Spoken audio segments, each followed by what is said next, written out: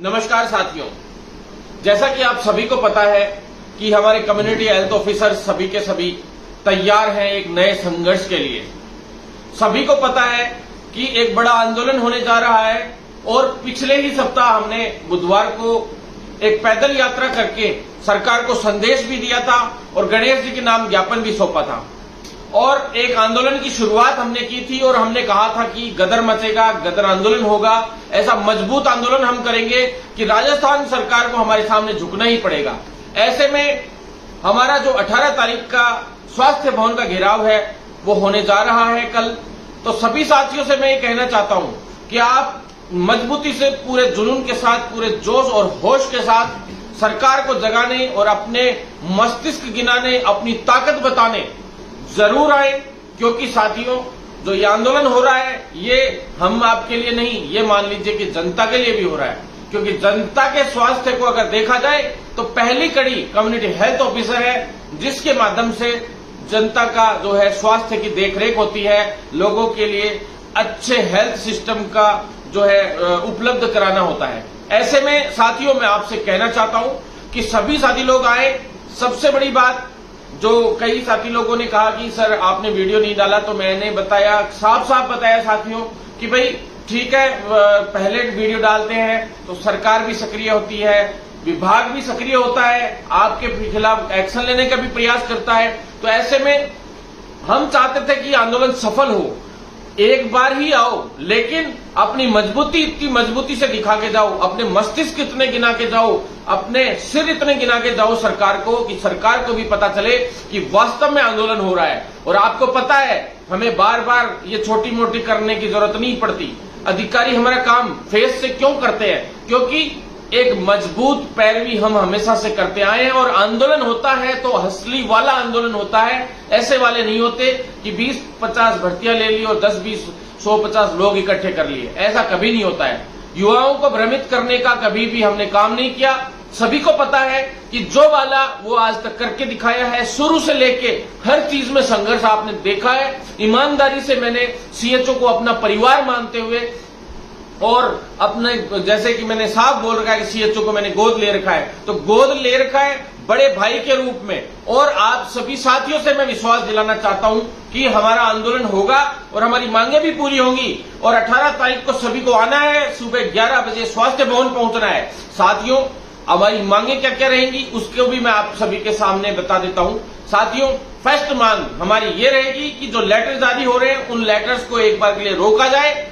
उन लेटर्स में जो है संशोधन होने हैं, उन लेटर्स में संशोधन होने हैं, प्लस कॉन्ट्रेक्चुअल सर्विस रूल्स में अभी संशोधन होने हैं। 25 तारीख को भी इस विषय पे आंदोलन है। जितने भी संविदा कर्मी हैं पूरे राजस्थान के, चाहे वो पंचायत सहायक हो, विद्यार्थी मित्र यानी कि पंचायत सहायक हो, चाहे आंगनवाड़ी कार्यकर्ता हो, चाहे अदर कैडर्स हो, पैरा टीचर्स हो, सारे के सारे जो कॉन्ट्रेक्चुअल सर्विस रूल्स के अंडर में आने वाले कॉन्ट्रैक्ट पे लगे हुए कर्मचारी हो, सभी संवर्ग, चाहे मेडिकल फील्ड हो, शिक्षा विभाग हो या पंचायती राज विभाग हो या अन्य कोई विभाग हो, जो भी लोग कॉन्ट्रेक्चुअल सर्विस रूल्स 2022 के अंडर में आते हैं, लिए गए हैं, वो सभी चाहते हैं कि आईएएस का जो पैटर्न, जो एक्सपीरियंस का, अनुभव का और जो गिने जाने का जो पैटर्न अपनाया गया उसको नहीं अपनाते हुए जो 1 वर्ष का 1 ही साल अनुभव गिना जाए, पहले ये मांग थी हमारी, सभी को पता है। और अनुभव के लिए मुख्यमंत्री जी ने स्पेशल तौर पे विधानसभा में भी घोषणा कर दी कि भाई अनुभव उसी तरह से गिना जाएगा। उसके बावजूद सीएचओ का जो लेटर जारी किया गया उसके अंदर अभी 2028 जो वर्ड आ रहा है 5 साल बाद, यानी 1 साल का लॉस जो हो रहा था, उसके संशोधन के लिए हालांकि विभाग के उच्च अधिकारियों ने हमें आश्वासन दे दिया था अभी 3-4 दिन पहले कि भाई जिस दिन मुख्यमंत्री जी का वो आदेश हमारे पास आ जाएगा, यानी मुख्यमंत्री जी का आदेश कब आएगा, वो डीओपी से जब संशोधन हो जाएगा कॉन्ट्रेक्चुअल सर्विस रूल में, क्योंकि मुख्यमंत्री ने घोषणा कर दी, अपने लेटर पैड पे डाल दिया, सब कुछ हो गया, चाहिए संशोधन हो गया। जो अपन मिलके भी आए थे पहले, मुख्यमंत्री तक अपन ने बात भी पहुंचाई थी, मैं दिल्ली भी मुख्यमंत्री से मिला था, चिकित्सा मंत्री से मिला था, और उसके पश्चात ये संशोधन भी हुए थे और वो संशोधन अभी तक लेकिन अप्लाई नहीं हुए, उससे पहले ही ये लेटर डाल दिए गए। आप लोगों के जो लेटर्स है कॉन्ट्रेक्चुअल सर्विस रूल के अंडर में ज्वाइनिंग करने वाले ये पहले ही डाल दिए गए। तो ऐसे में जो 2028 जो लेटर में लिखा हुआ है कि 2028 में आपके जो है 5 साल पूरे हो जाएंगे, तो वो 2027 लिखा हुआ आना चाहिए था, उसको संशोधित करवाना प्रायोरिटी तो है ही है। साथ में जो 1 साल हो गई तो उसका अभी से इंक्रीमेंट का लेटर आना चाहिए था, वो लेटर तुरंत प्रभाव से जारी हो और जो है इंक्रीमेंट का हम 1% भी कहीं भी लॉस बिल्कुल बर्दाश्त नहीं करेंगे। ये हमारी दूसरी मांग है। तीसरी मांग साथियों कैडर निर्माण की है। जो कैडर अभी तक इसमें जो दिखाया गया है वो केंद्र सरकार ने जो परमानेंट के लिए लेटर भेजा था सभी राज्य सरकारों को, तो उसमें साफ लिखा हुआ है कि भी नर्सिंग ऑफिसर के इक्विवेलेंट पद पर इनको परमानेंट कर सकती हैं राज्य सरकारें। तो ये कहा गया था उसमें, जब अपन साइकिल यात्रा लेके गए थे उस टाइम के उसके पश्चात वो जो लेटर आया था साथियों, जो केंद्रीय चिकित्सा मंत्री जी तक हमने उस बात को पहुंचाया था, वही लेटर साथियों, उस लेटर को हमने यहां अप्लाई भी करवाया, लेकिन उसमें जो कुछ संशोधन जो था वो ये था कि भी हमने उस चीज पे स्पेशली ध्यान नहीं दिया कि उसमें नर्सिंग ऑफिसर वर्ड लिखा हुआ था। 4800 पे ग्रेड यानी 4800 ग्रेड पे के अकॉर्डिंग हम चाहते हैं कि जो परमानेंट हो सभी सीएचओ तो वो उसके अकॉर्डिंग होने चाहिए और उसी के अकॉर्डिंग उसका जो पे होना चाहिए, स्केल होना चाहिए, पे ग्रेड होना चाहिए। साथियों सबसे बड़ी बात यह है कि भी कैडर निर्माण होना चाहिए। कैडर निर्माण की जो मुख्य मांग है हमारी वो इसमें है, क्योंकि कैडर निर्माण होगा तो ही उस पे परमानेंट होगा सीएचओ। और कैडर निर्माण के लिए जो है डीओपी के पास फाइल भेजनी है, तो वो फाइल इन्होंने स्टार्ट तो कर दी है, लेकिन हम कल परसों जब आंदोलन करेंगे तो आपके सामने सारी चीजें जो है 18 तारीख को सामने भी आ जाएंगी। जैसे ही अधिकारियों से हम मिलने जाएंगे, सारी बातें हैं जो सामने से सुनने को आप लोगों को मिलेंगी, तो आप उसमें क्लियर कर सकते हो सारी चीजें। तो साथियों अपनी ताकत हमें बतानी है, ये सभी मांगे तभी पूरी होंगी और आगे भविष्य में भी सरकार डरनी चाहिए कि सीएचओ एक ऐसा तबका है जो कभी भी एकजुट होकर राजस्थान सरकार हिलाने का मादा रखता है। ऐसे में साथियों मैं आपको बता दूं कि जो 5वीं जो मांग है कैडर निर्माण की मैंने बता दी साथियों, और जो नियमितीकरण है जो किया गया है सीएचओ का कॉन्ट्रेक्चुअल सर्विस रूल 2022 के अंडर में, तो हम चाहते हैं कि स्थायीकरण भी किया जाए। हम नियमितीकरण के पक्ष में हैं, चलो ठीक है, अच्छी बात आपने नियमितीकरण किया, लेकिन स्थायीकरण भी किया जाए और हमारी अलग से फाइल चलनी चाहिए। कॉन्ट्रेक्चुअल सर्विस रूल्स में तो चलो आपने ले लिया, एक तरफ आपने हमें कह दिया कि नियमित कर रहे हैं, लेकिन दूसरी तरफ हम अलग से स्थायीकरण चाहते हैं। सीएचओ कम्युनिटी हेल्थ ऑफिसर का कैडर बनवा के अलग से स्थायीकरण किया जाए, अलग से जो है कैडर बनाकर उस पर स्थायीकरण किया जाए।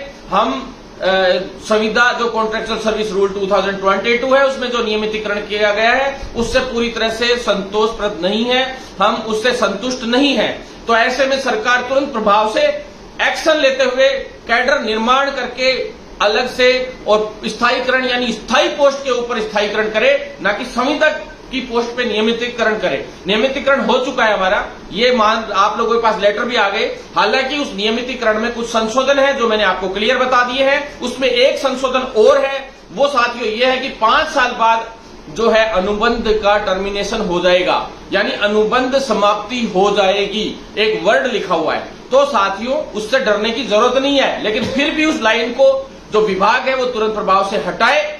उसमें इस तरह की लाइन का उपयोग नहीं करके ये लाइन उपयोग में ला सकते थे वो कि 5 साल बाद सरकार अपने आदेश आगे के जो आदेश जो है आगे के निर्देशानुसार उसमें जो है उसको आगे एक्सटेंड कर सकती है, 5 साल से 8 साल कर सकती है, 10 साल कर सकती है, जो भी कर सकती है। तो इस तरह के आदेश होने चाहिए थे, न कि ये कि 5 साल बाद अवधि के टर्मिनेशन हो जाएगा यानी समाप्ति हो जाएगी।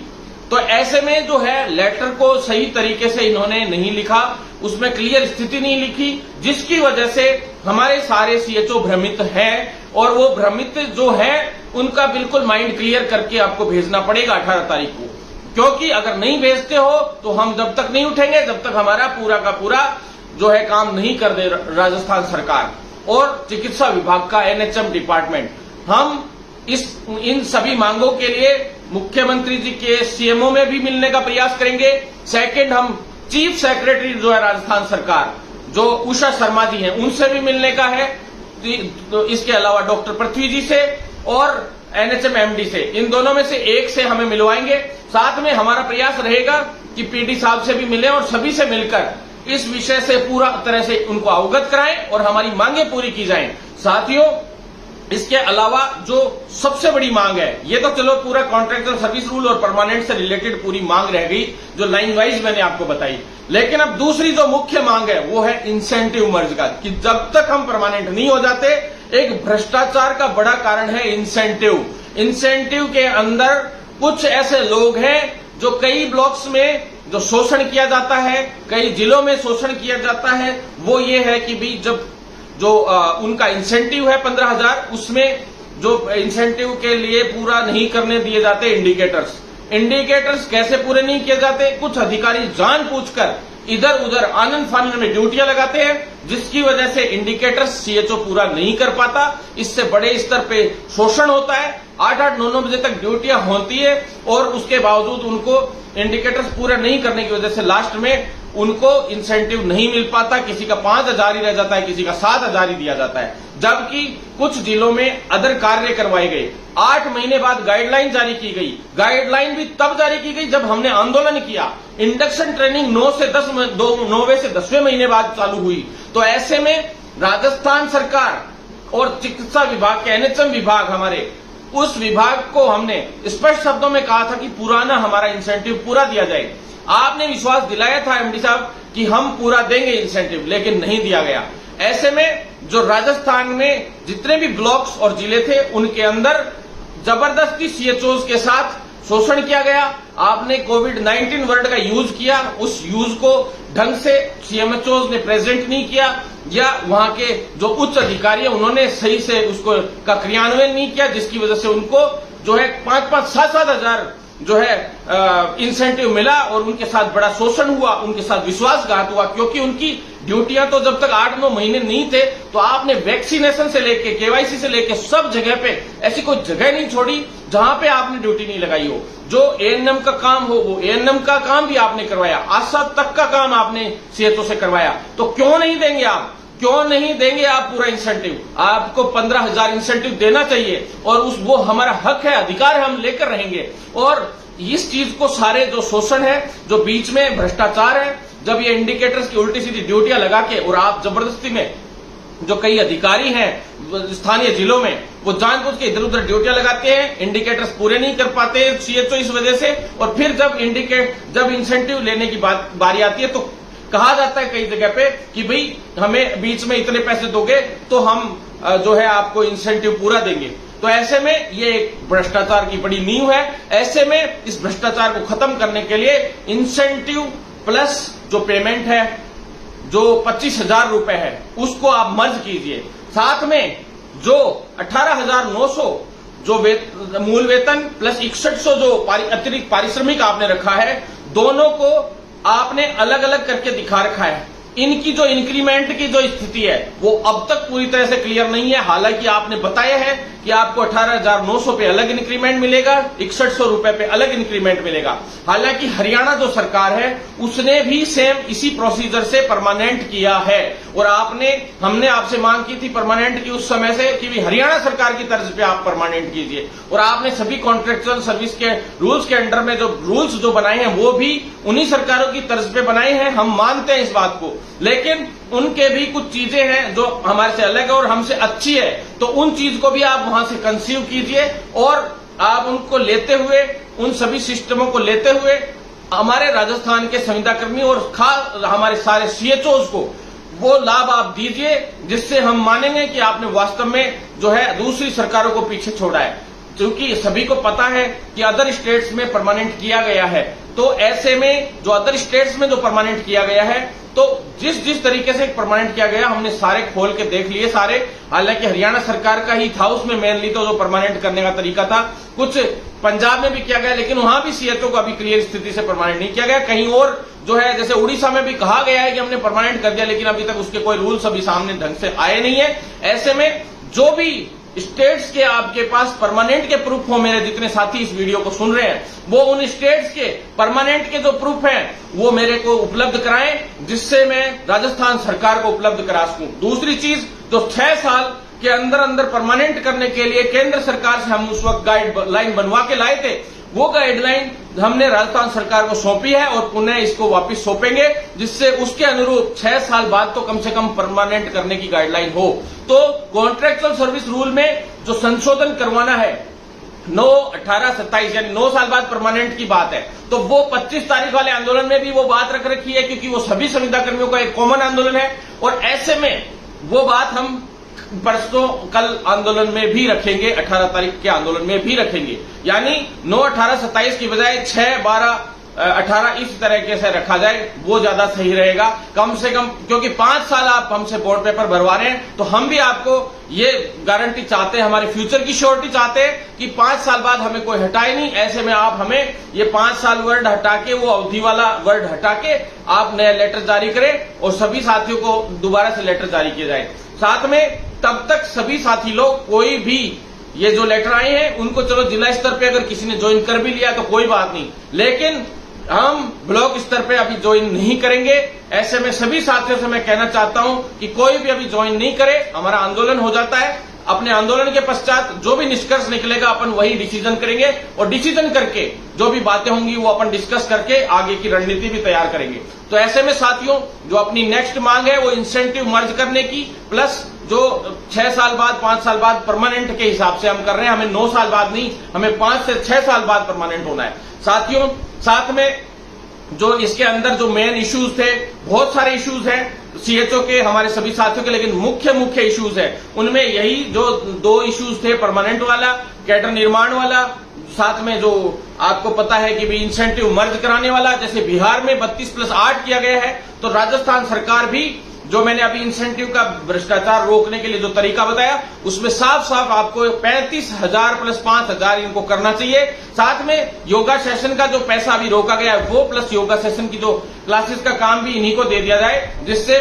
जो है सीएचओ और खुद भी स्वस्थ रहेगा, जनता के स्वास्थ्य का भी ध्यान रख पाएगा। सीएचओ को ही पता है कि किन किन लोगों को योगा की जरूरत है, क्योंकि वो रोज उनके चेकअप करते हैं, आस पड़ोस में क्या प्रॉब्लम्स है उनको पता रहता है। साथ में रिचार्ज की जो प्रॉब्लम्स है, यहां तक कि आप रिचार्ज का भी पैसा नहीं दे पा रहे, ना ही आपने एंट्राइड फंड की गाइडलाइन जारी की। ऐसे में एंट्राइड फंड की गाइडलाइन जारी करें और गाइडलाइन दोबारा से संशोधित जारी होनी चाहिए, जिसमें बिल्कुल स्पष्ट सारे आदेश होने चाहिए कि सीएचओ को किस तरह से काम करना है और कैसे टीम को लीड करेगा सीएचओ। जब ही इस एचडब्ल्यूसी का इंप्रूवमेंट हो पाएगा, इस पूरे प्रोग्राम का डेवलपमेंट हो पाएगा जो आप चाहते हैं कि वास्तव में ही लोगों को ये स्वास्थ्य सुविधाएं उपलब्ध हो। साथ में जो टेली कंसल्टेशन में जो दिक्कतें आती है, जैसे डॉक्टर्स से बराबर कम्युनिकेट नहीं हो पाते सीएचओ, अगर डॉक्टर छुट्टी पे है तो वो लोगों को वहां पे दवाई नहीं दे सकते। ऐसे में जो दवा लिखने का अधिकार भी, जो प्रेस्क्रिप्शन करने का अधिकार भी सीएचओ को दिया जाए, ये हम डिमांड करते हैं। और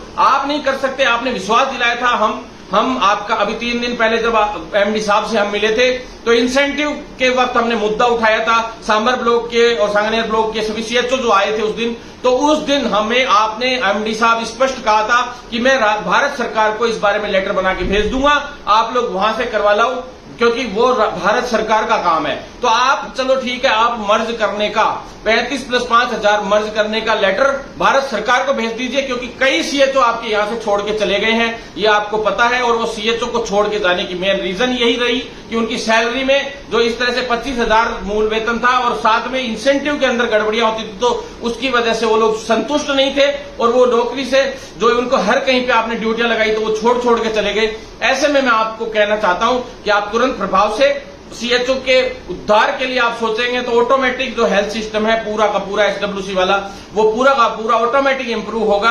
अभी तक ब्रांडिंग तक नहीं हो पाई राजस्थान में, ये बड़ा दुर्भाग्य है। हम आपको विश्वास दिलाते हैं एमडी साहब और सभी चिकित्सा विभाग के अधिकारियों से कि भाई हम आपको नंबर 1 पे राजस्थान को लाके दिखाएंगे, लेकिन आपको भी सीएचओ को नंबर 1 पे लाना होगा, आपको भी सीएचओ के लिए सोचना होगा। जिस तरह से आपने बताया कि सीएचओ की नौकरी जिस तरीके से होनी चाहिए वैसे नौकरी नहीं करवाई जा रही, उल्टा शोषण किया जा रहा है, ये बहुत बड़े दुर्भाग्य की बात है। साथ में जो कम्युनिटी हेल्थ ऑफिसर के ट्रांसफर के इश्यू हैं, दूर इधर उधर फेंक रखा है, तो ऐसे में जो महिलाएं हैं वो बहुत परेशान हो रही है, खास करके फिजिकली हैंडीकैप्ड के युवा हैं जिनको मेरिट के आधार पर आपने बाहर फेंक दिया, जबकि आपको सबसे पहले विडो और फिजिकली हैंडीकैप्ड का सोचना चाहिए था, उनको होम टाउन में आपको ज्वाइनिंग देनी चाहिए थी। ये हमारी एक मांग रहेगी।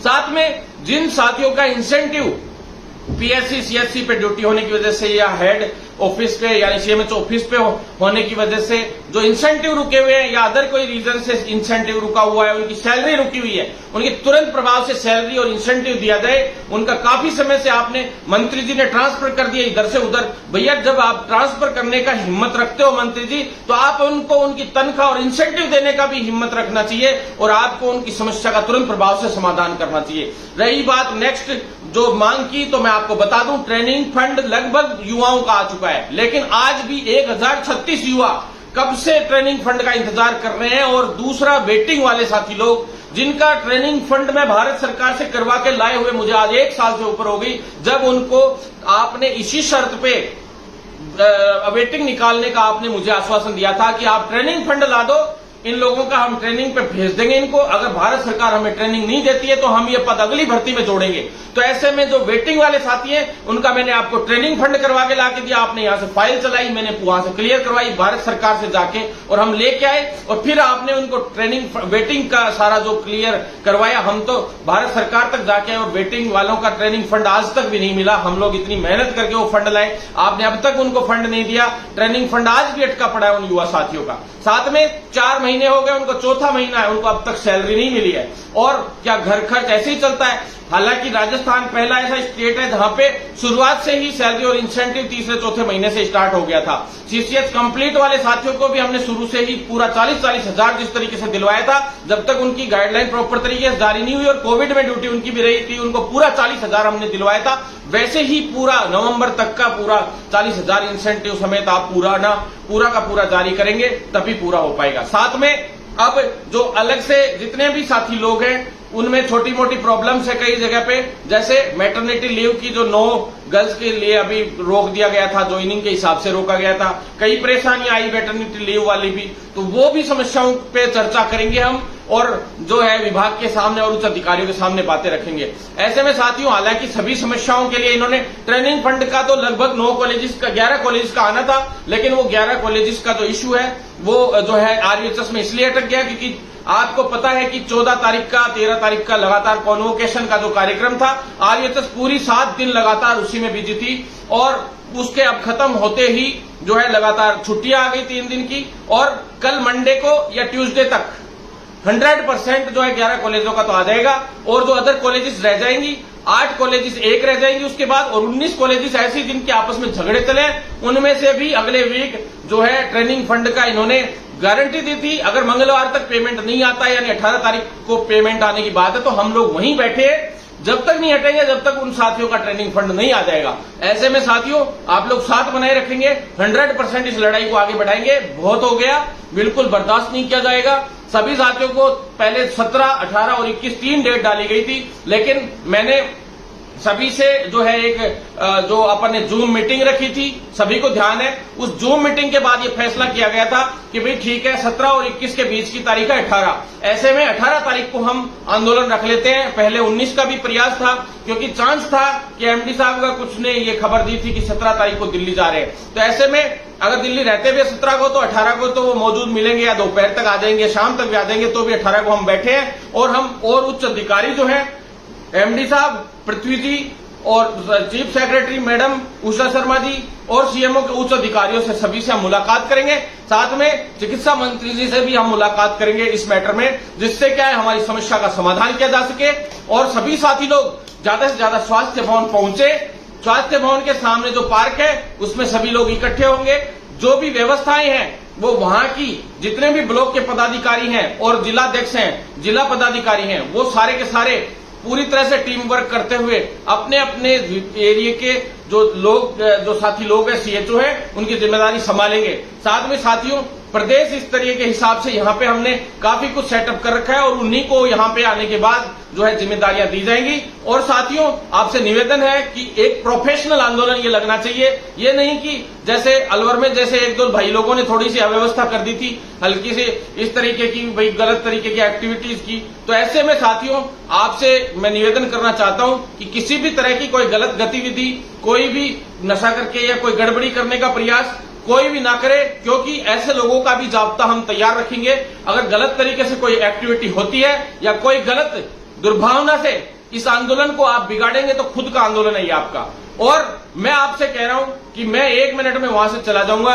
अगर कोई किसी भी व्यक्ति ने कोई भी अव्यवस्था करने की कोशिश की, मैं 1% भी नहीं सुनूंगा। उसके बाद आप लोग जाने और आपका काम जाने। साथियों, विभाग भी आप पे दबाव बनाने का प्रयास करेगा और प्रशासन भी आप पे दबाव बनाने का प्रयास करेगा, क्योंकि वहां पे धारा 144 लागू होती है। ऐसे में स्वास्थ्य भवन पे अपन लोग इकट्ठे हो रहे हैं तो उसकी कोई परमिशन नहीं होती है।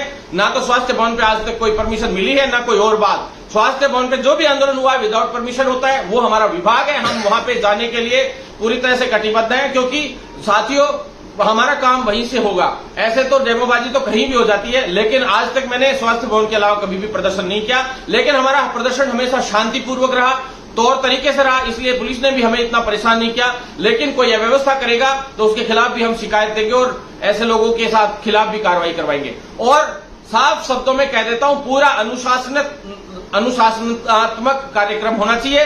कोई भी व्यक्ति अगर छुटपुट भी गुटबाजी या कहीं भी गलत कार्य करने की कोशिश करता है, उसके खिलाफ तुरंत एक्शन हम लोग लेंगे। ये मैं आपको विश्वास दिलाना चाहता हूं। और जितनी भी बहनें हैं, गर्ल्स हैं जितनी भी, तो मैं उनसे भी ये कहना चाहता हूं कि आप बिल्कुल सेफ्टी से आए। साथ में जो आ सकती हैं वो आए। बाकी ट्रेनिंग वगैरह की इनके इश्यूज जितने भी बॉयज और गर्ल्स हैं, सीएचओ है, उनको चिंतित होने की आवश्यकता नहीं है।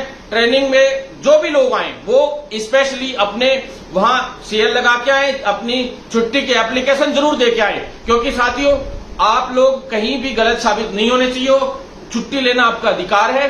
साथ में छुट्टियों की बात भी हम कॉन्ट्रैक्चुअल सर्विस रूल में बहुत कम छुट्टियां दी गई है, उसकी भी बात उसमें रखेंगे, क्योंकि छुट्टियां जो है पहले जितनी थी उससे कम कर दी गई है, लेस कर दी गई है। तो ऐसे में हम सरकार से ये भी मांग करेंगे कि कॉन्ट्रैक्चुअल सर्विस रूल 2022 के अंदर जो छुट्टियां कम की गई है वो छुट्टियां भी पूरी होनी चाहिए।